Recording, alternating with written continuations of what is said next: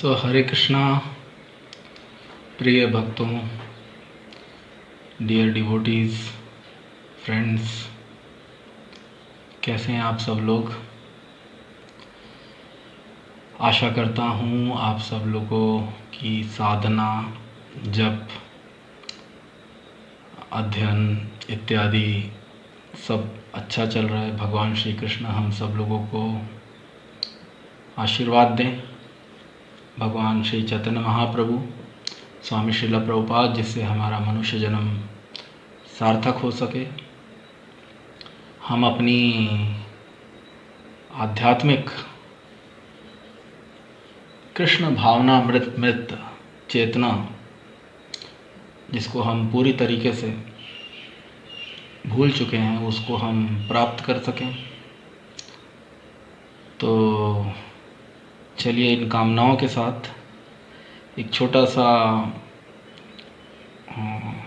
सी चर्चा करते हैं।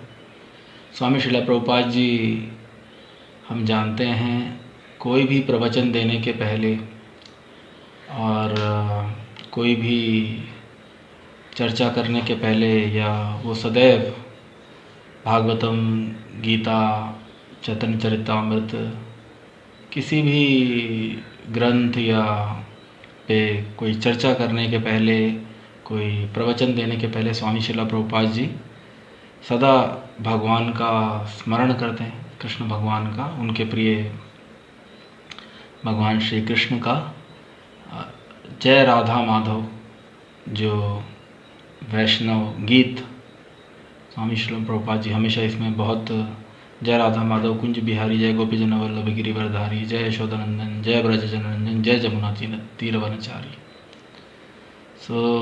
बहुत छोटा सा, पर स्वामी श्रील प्रभुपाद जी इसको बड़े प्रेम से सदा इसको गाकर और फिर अपने प्रवचनों की शुरुआत किया करते हैं। अभी भी इस्कॉन और हरे कृष्णा के अनेक सेंटर्स में इस भजन को गाकर ही या गाया जाता है, निरंतर गाया जाता है। और कई जगह या अनेक जगह यह प्रचलन है कि इसको स्वामी प्रभुपाद जी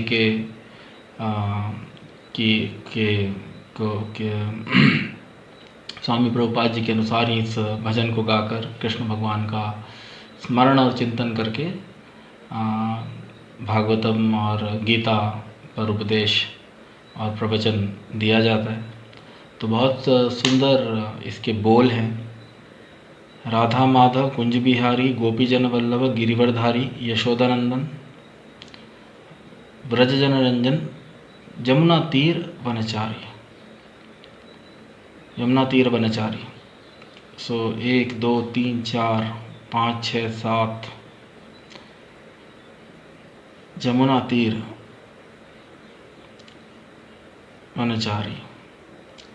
तो 6 7 इसके अंदर भगवान श्री कृष्ण के 7 गुणों, उनके गुणों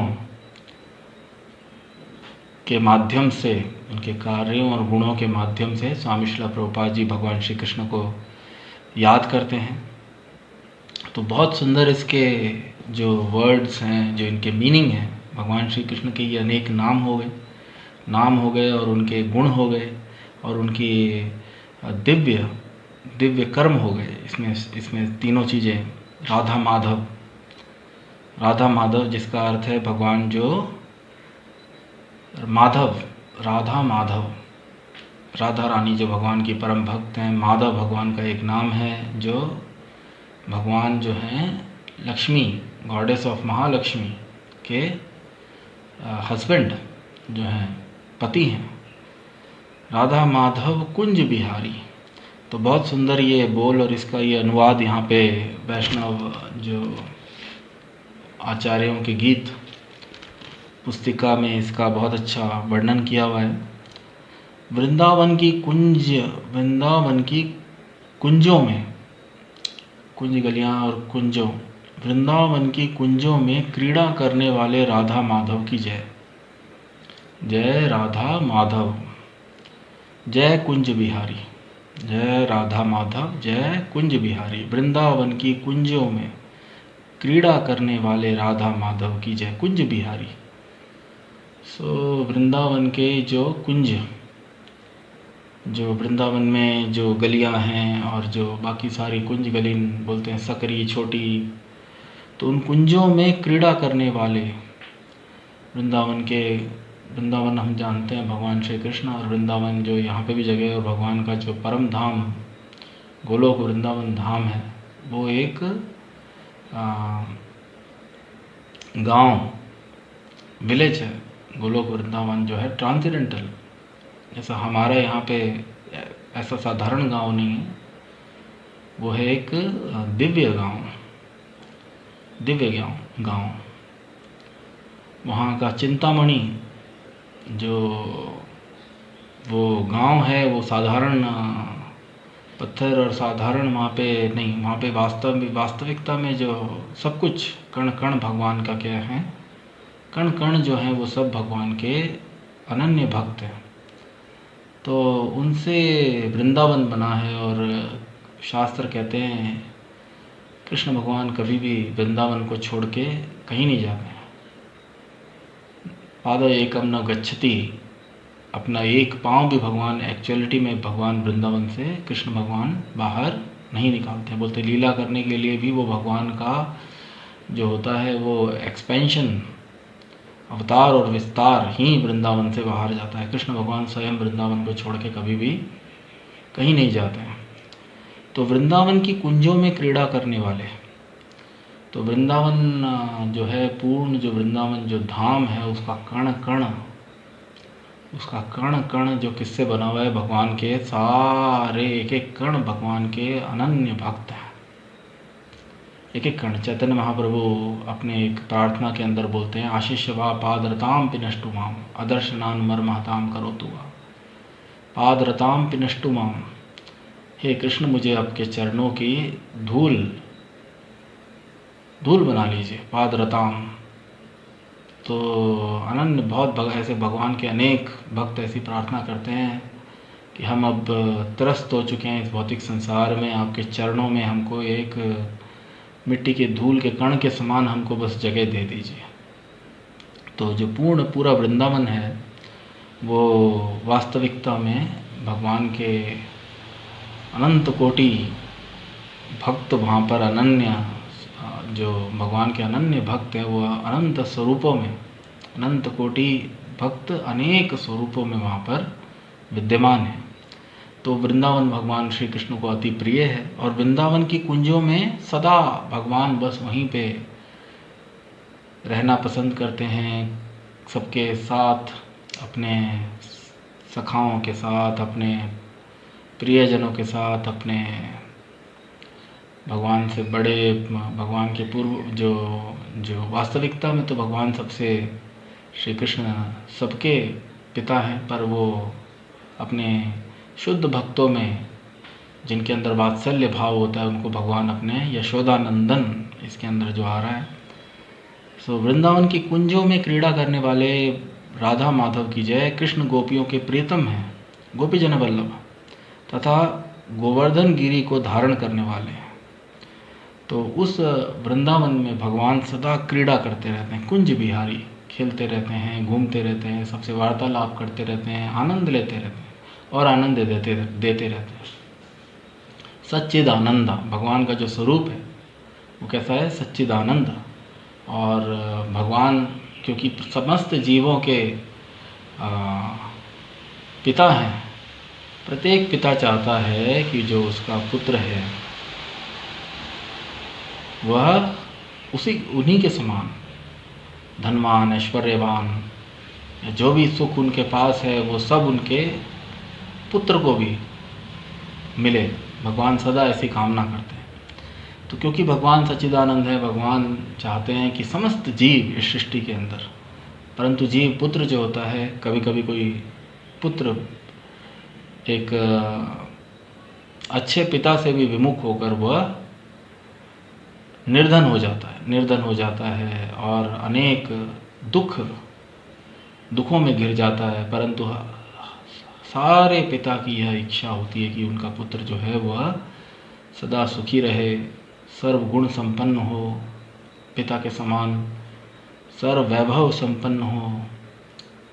तो जो भगवान हैं, जो गोलोक धाम में जो भी उनके साथ जो उनके भक्त रहते हैं, वो पुत्र हैं जिन्होंने पिता की इच्छा में इच्छा मिलाकर उन्होंने भी सबने अपना अपना सच्चिदानंद स्वरूप प्राप्त कर लिया। तो भगवान स्वयं सच्चिदानंद हैं और अपने असंख्य अनंत भक्तों के साथ वो वृंदावन धाम के अंदर लीलाएं करते रहते हैं, नित्य लीला, क्रीड़ा। यहाँ पे देखो कितना अच्छा जो शब्द है, क्रीड़ा, खेलते रहते हैं, आनंद लेते रहते हैं और स्वयं आनंद लेते हैं और भक्तों को अपने आनंद देते हैं। जो भगवान का जो कार्य है, जो बताया गया है, वह क्या है? समस्त भक्तों को जो है वह दिव्य आनंद समस्त भक्तों को उनके सानिध्य से, उनके साथ, उनके सानिध्य से समस्त भक्तों को दिव्य आनंद की प्राप्ति होती है। तो वृंदावन की कुंजों में क्रीड़ा करने वाले राधा माधव की जय। जय राधा माधव, जय कुंज बिहारी, जय गोपी जन वल्लभ, जय गिरिवरधारी, जय गोपी जन वल्लभ। कृष्ण गोपियों के प्रियतम हैं तथा गोवर्धन गिरी को धारण करने वाले हैं। और हम सब जानते हैं जो भगवान के समस्त भक्तों में जो गोपियां हैं, जो भगवान के वृंदावन के अंदर जो भगवान के जो गोप और गोपियां, वो भगवान के वैसे तो समस्त सारे भक्त सब अलग अलग, पर जैसा कि हमको वर्णन स्वामी श्रील प्रभुपाद जी अपनी शिक्षाओं में हमको शास्त्रों से वर्णन देते हैं। प्रत्येक जीव ईश्वर के साथ 5 रसों से, स्थायी रसों से वह जुड़ा हुआ है। जो प्राइमरी रसा एंड सेकेंडरी रसा उनको बताया जाता है। तो 5 प्राथमिक रसों से, रस संबंधों से ईश्वर से जो है शांत रस, दास्य रस, साख्य रस, वात्सल्य रस और माधुर्य रस, जिनका वर्णन स्वामी प्रभुपाद जी बहुत अच्छे से अपनी पुस्तकों में, अपने शिक्षाओं में इसका वर्णन करते हैं। तो दास्य रस, साख्य रस, साख्य रस, वात्सल्य रस, सबसे पहले शांत रस, और वात्सल्य से भी ऊपर माधुर्य, और माधुर्य में भी 2 विभाजन, स्वकीय और परकीय। तो जो गोपियां जो हैं वो भगवान की परम भक्त हैं, क्योंकि वह माधुर्य रस में जो सबसे उच्च कोटि का जो रस है उसमें ईश्वर के साथ वह जुड़े हुए हैं। वो जो भगवान तो वैसे तो वो भगवान के अंतरंगा शक्ति का हिस्सा है और वह कभी भी भगवान को से बदले में कुछ भी नहीं चाहते। उनकी भक्ति, उनके प्रेम, उनकी सेवा के बदले में इसलिए उनकी भक्ति सबसे शुद्ध है। एक बहुत अच्छी कहानी आती है एक बार, उसको कभी विस्तार से हम सब लोग चर्चा करेंगे। नारद मुनि जी ने एक बार, नारद मुनि जी सदा भगवान का नाम लेते रहते हैं, उच्चारण करते रहते हैं, नारायण नारायण नारायण। बहुत अच्छा एक गीत भी आता है, वैष्णव गीत, नारद मुनि बजाए वीणा, राधिका रमण राम नाम। सो नारद मुनि सदा राधिका रमण, राधा कृष्ण, सीता राम, नारायण नारायण, सदा भगवानों के नाम का कीर्तन करते रहते हैं, संकीर्तन करते रहते हैं। पूरे सृष्टि में भ्रमण करके वो, स्वामी श्रील प्रभुपाद जी हमेशा बोलते हैं, ट्रांसेंडेंटल स्पेसमैन। उनको भगवान से ऐसी दिव्य शक्ति प्राप्त है कि वह कहीं भी अपनी स्वेच्छा से, अपनी इच्छा से वो कहीं भी आ जा सकते हैं, बिना किसी वाहन या बिना किसी स्पेसशिप की उनको कोई आवश्यकता नहीं।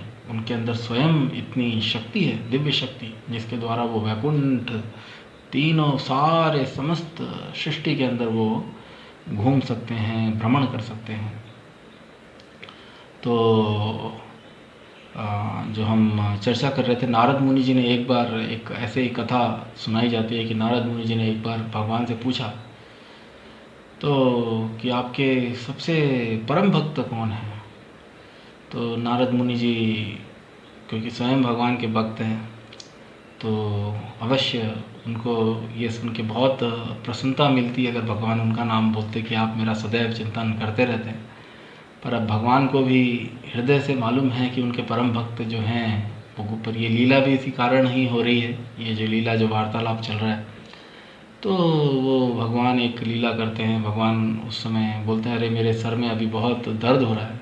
हम सब ने इसको कई बार किसी सुना होगा, कभी हम इस पर विस्तार से चर्चा करेंगे। तो नारद जी को एक वैद्य के माध्यम से अपने किसी भक्त के पद की रेणु, पद के चरणों की धूल लाने के लिए कहते हैं। तो नारद मुनि जी स्वयं भी, नारद इसके लिए राजी नहीं होते हैं, क्योंकि और ना वो जब पूरे ब्रह्मांड में वो घूम लेते हैं, उनको कोई भी भक्त इस बात को सुनने के बाद कि मेरे चरण की जो धूल है वो भगवान के शीश पे लगाई जाएगी, कोई भी उनको अपने चरणों की धूल नहीं देता है।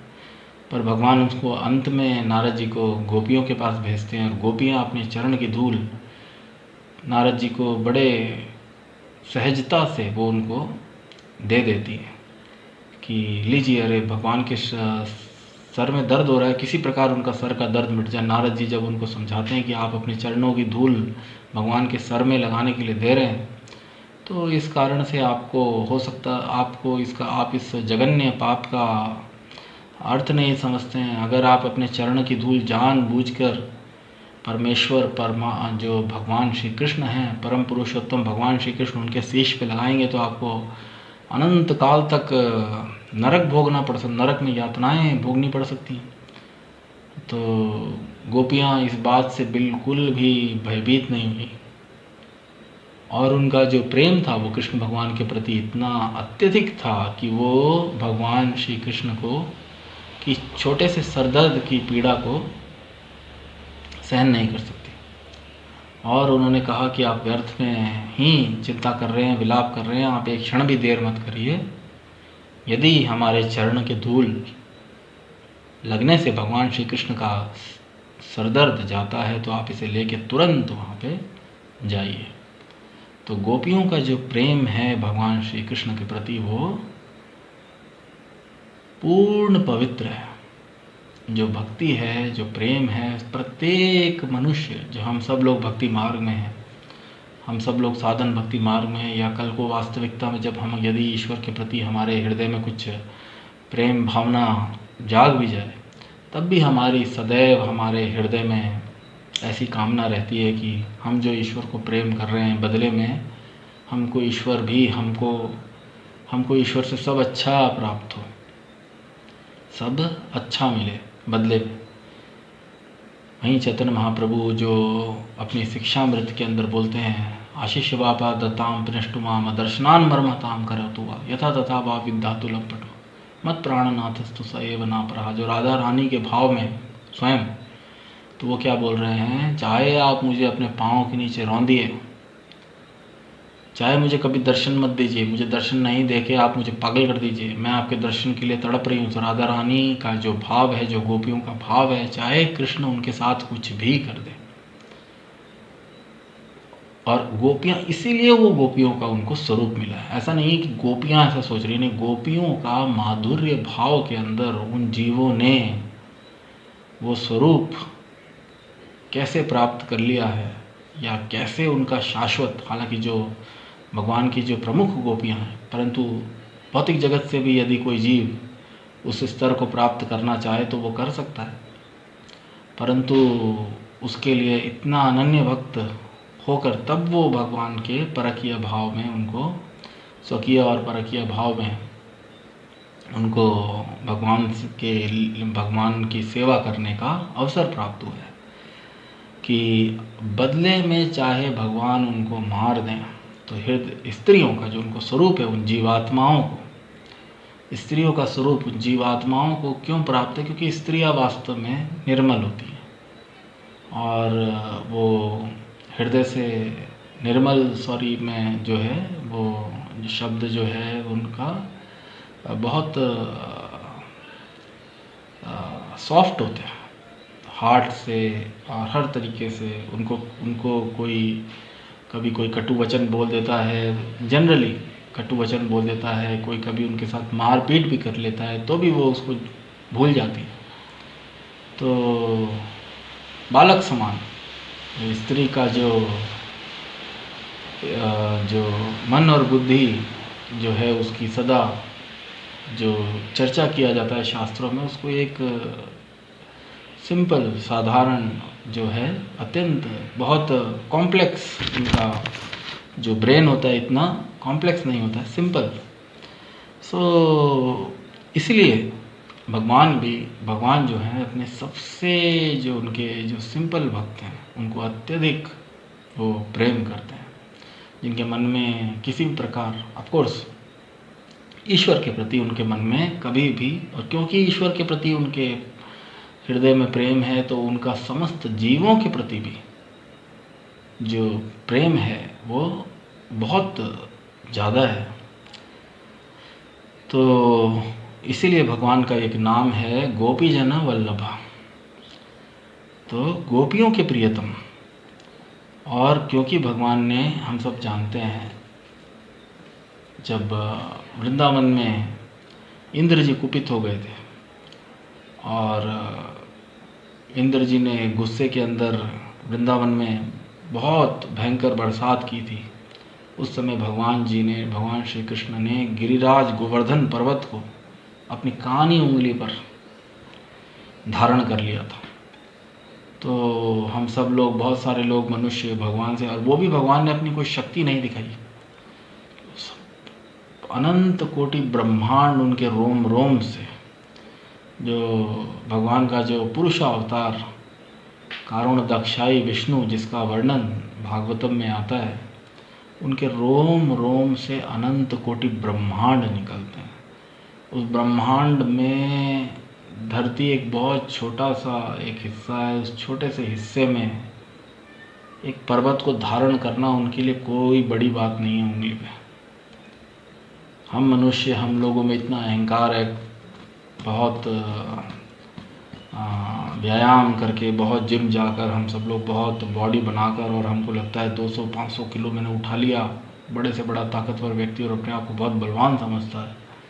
वहीं भगवान ने खेल खेल में, बाल्यकाल में और अनेक दिनों तक उन्होंने पर्वत को अपनी कानी उंगली पे धारण किए रखा था। एक हाथ से कानी उंगली पे पर्वत उठाया हुआ, दूसरे हाथ से वो बांसुरी बजा रहे थे और इंद्र जी को कह रहे थे हाँ करिए और बारिश करिए। और जब तक वो बारिश कर रहे हैं और जब तक वो बारिश चली अनेक दिनों तक, तब तक भगवान बोलते हैं कि गोवर्धन को उन्होंने कानी उंगली पे धारण किए रखा, और उनकी बांसुरी की मधुर ध्वनि से सबका गोवर्धन के नीचे एक छाते के भांति उन्होंने गोवर्धन को उठा लिया, और उसके नीचे सबका पोषण, किसी भी जो भक्त, भगवान के अनेक भक्तों ने, जो वृंदावन के समस्त भक्तों ने गोवर्धन की शरण ले रखी थी, और किसी को कोई किसी प्रकार की भूख प्यास, अनेक दिनों तक न निद्रा, इन चीज़ों ने कभी भी किसी को नहीं सताया इतने दिन, जितने दिन भगवान ने गोवर्धन को धारण कर रखा था। तो भगवान का एक तब से नाम पड़ा गिरधारी, गिरिवरधारी, गिरधारी, जिन्होंने गिरिराज गोवर्धन को अपनी कानी उंगली के ऊपर उठा लिया था। और यशोदा नंदन, हम सब जानते हैं, माता यशोदा जो है भगवान से वात्सल्य भाव में जुड़ी हुई उनकी अनन्य शाश्वत अंतरंगा शक्ति का हिस्सा है, इंटरनल पोटेंसी, अंतरंगा बहिरंगा। कभी भी उन लोगों का भौतिक जगत में पतन नहीं हो सकता, भगवान के समान ही वो सब लोग अच्युत। माता यशोदा के भगवान पुत्र हैं कृष्ण यशोदा के पुत्र तथा समस्त ब्रजवासियों के प्रिय हैं। ब्रज जन रंजन, ब्रज जन रंजन, रंजन मतलब उनको सुख प्रदान करने वाले, सुख प्रदान करने वाले किनको? ब्रजवासियों के, जो ब्रज में वास करते हैं, क्योंकि भगवान भी सदा ब्रज में वास करते हैं। ब्रजवासी ब्रज में वास करते हैं, भगवान भी सदा ब्रज में वास करते हैं। ब्रज भगवान की ही अगेन, क्योंकि ट्रूली स्पीकिंग वासुदेवम सर्वमिति, अगर हम सत्य में रूप में बात करें तो सब कुछ ही वास्तविकता में कृष्ण से उत्पन्न हुआ है। तो वास्तविकता में सब कुछ वासुदेव ही है, वासुदेवम सर्वमिति। परंतु माया के माध्यम से जो है जीव भ्रमित हो जाता है और वह कृष्ण को सब चीज़ में देख नहीं पाता। परंतु जो वृंदावन गोलोक जो धाम है, वहाँ पे जो ब्रजवासी जो भगवान के वो नित्य, क्योंकि उनका जो वो भगवान को कभी नहीं भूलते हैं, वो ईश्वर को, कृष्ण को, भगवान को कभी नहीं भूलते हैं, तो वो नित्य वृंदावन में वास करते हैं और इसीलिए उनको ब्रजवासी कहा जाता है। तो कृष्ण यशोदा के पुत्र हैं तथा समस्त ब्रजवासियों के प्रिय हैं और वे यमुना तट पर स्थित वनों में विचरण करते हैं। और वे यमुना तट पर स्थित वनों में विचरण करते हैं। तो भगवान श्री कृष्ण क्या करते हैं, उनका एक और नाम है जमुना तीर वनचारी। तो जमुना नदी जो है, यमुना नदी वो भी भगवान की अर्धांगिनी है और वो भगवान को अति प्रिय है। और नदी के किनारे जैसे हम सब लोग भी देखते हैं, हमारे अंदर भी ये ओम हरे नमः, हरे कृष्णा। जैसा कि हम सब लोग भी नदी के तटों पे या समुद्र के तटों पर, हम सब लोगों को भी भ्रमण करना बहुत अच्छा लगता है, घूमना। लोग जो नदी के किनारे रहते हैं, जो समुद्र के किनारे रहते हैं, वो सदैव नदी के तटों पर और समुद्र के जो तट होते हैं, बीच, वहाँ पे वो लोग अक्सर घूमने जाया करते हैं। तो इसी प्रकार भगवान श्री कृष्ण भी, हम सब के अंदर ये गुण कैसे विद्यमान है, हम सब लोगों को इन क्रियाकलापों में कैसे आनंद आता है, क्योंकि हम सब लोग ईश्वर का अंश हैं और ईश्वर को भी इन समस्त कार्यों के अंदर आनंद प्राप्त होता है। तो जमुना तट वनचारी, तो ईश्वर भी जो कृष्ण यशोदा के पुत्र तथा समस्त ब्रजवासियों के प्रिय हैं और वे यमुना तट पर स्थित वनों में विचरण करते हैं। यमुना के तट पर जितने भी असंख्य पेड़ हैं और उन पेड़ों में अंदर भगवान वनों में वनचारी सदा विचरण करते हैं। जो वो भी भगवान के सारे भक्त हैं, जितने भी वृक्ष, लताएं, और वो सदैव इंतज़ार करते हैं, भगवान के दर्शनों की अभिलाषा रखते हैं, भगवान के स्पर्श की सदैव कामना करते हैं, सदैव उनकी इच्छा होती है ईश्वर उनके समीप आए, समस्त ब्रजवासियों के। तो जो ये लताएं हैं, जो वृक्ष हैं, शांत रस के अंदर, ये जो रस है शांत रस में ईश्वर के अनन्य भक्त हैं, जो कृष्ण हैं, वो सदैव वहाँ पर भ्रमण करते हैं, इसलिए उनका एक नाम जमुना तीर वनचारी। तो बहुत सुंदर बोले, जय राधा माधव कुंज बिहारी, जय गोपी जन वल्लभ, जय गिरिवरधारी, जय यशोदानंदन, जय ब्रज जन रंजन, ब्रज में रहने वाले जन, ब्रज जन रंजन, ब्रजवासियों, ब्रज जन रंजन, जमुना तीर वनचारी, वृंदावन की कुंजों में क्रीड़ा करने वाले राधा माधव की जय। कृष्ण गोपियों के प्रियतम हैं तथा गोवर्धन गिरी को धारण करने वाले हैं। कृष्ण यशोदा के पुत्र हैं तथा समस्त ब्रजवासियों के प्रिय हैं और वे यमुना तट पर स्थित वनों में विचरण करते हैं। तो बहुत शॉर्ट और बहुत सुंदर ये प्रार्थना है, ये गीत है।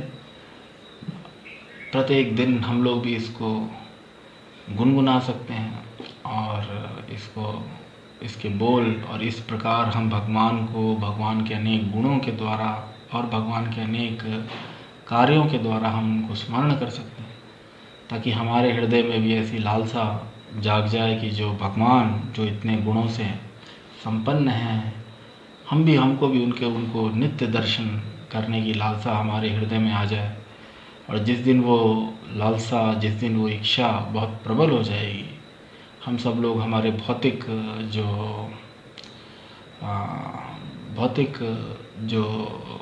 हमारी अशुद्धियाँ हैं उनसे हम शुद्ध होकर हम भी ईश्वर के सनातन धाम को प्राप्त हो सकते हैं, जहाँ पर हम उनके सदैव नित्य उनके लीलाओं में, उनके दर्शन, उनकी लीलाओं के अंदर हम सब लोग भी सम्मिलित हो सकते हैं और सच्चिदानंद का अनुभव अपने वास्तविक नित्य शाश्वत स्वरूप के अंदर हम सब लोग भी सच्चिदानंद अवस्था को प्राप्त होकर सदैव ईश्वर की सेवा में, नित्य सेवा में, आनंदमय जीवन को, अपने वास्तविक आनंदमय जीवन को प्राप्त कर सकते हैं।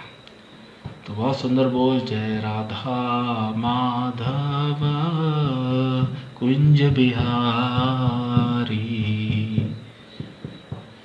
गोपी जन वल्लभ गिरिवर धारी, यशोदानंदन ब्रज जन रंजन, जमुना तीरावनचारी, जय Radha Madhav Kunj Bihari. So wonderful, very small, जय राधा माधव कुंज बिहारी, जय गोपी जन वल्लभ गिरिवरधारी, यशोदानंदन ब्रज जन Ranjan, Jamuna तीरावनचारी। So like this we can remember Lord Shri Krishna, his various forms, his qualities, his transcendental qualities। इस प्रकार हम प्रत्येक दिन इन प्रार्थनाओं को, इन गीतों के माध्यम से निरंतर 24 घंटे हमको कोशिश करनी चाहिए कि हम ईश्वर का अधिक से अधिक स्मरण कर सके, चिंतन कर सके। उनके स्मरण, उनके चिंतन से हमें भौतिक दुखों का स्मरण और चिंतन करने की से हमें छुटकारा मिल जाएगा। कुंती महारानी भागवतम में इसका वर्णन करती है, भगवान के दर्शन से, भगवान के चिंतन से। सो साधन भक्ति जो मार्ग है, इसमें चलकर एक व्यक्ति जो है भगवान की शुद्ध भक्ति, जो है रागानुगा भक्ति, अनन्य भगवान से की भक्ति प्राप्त कर सकते हैं। अपना जो शाश्वत भगवान से संबंध है उसको हम पुनः स्थापित कर सकते हैं। शाश्वत प्रेम संबंध, समस्त जीवों का भगवान से शाश्वत प्रेम संबंध है, जिसको हम सब लोग अभी भूल चुके हैं। परंतु साधन भक्ति मार्ग में आगे बढ़ते हुए हम सब लोग अपने स्वरूप को, अपने उस संबंध को हम भगवान से के साथ जो हमारा संबंध है हम उसको उजागर कर सकते हैं। तो इस सेशन को हम यहीं पे विराम देते हैं, आगे हम और चर्चा करेंगे। तब तक के लिए हरे कृष्णा। जय ओम विष्णुपाद परमहंस परिव्रजकाचार्य श्रोषिष्मस्वांगे सभा चरणारविंद भक्ति वेदांत स्वामी श्रीला प्रभुपाद जी की जय। स्कॉन संस्थापक आचार्य, बीबीटी फाउंडर आचार्य, saviour of the whole world, जगत गुरु स्वामी श्रीला प्रभुपाद जी की जय। भगवान श्री चैतन्य महाप्रभु की जय। हरे कृष्ण महामंत्र की जय। नेताय गौर प्रेमानंदे। हरि हरि बोल। हरे कृष्णा।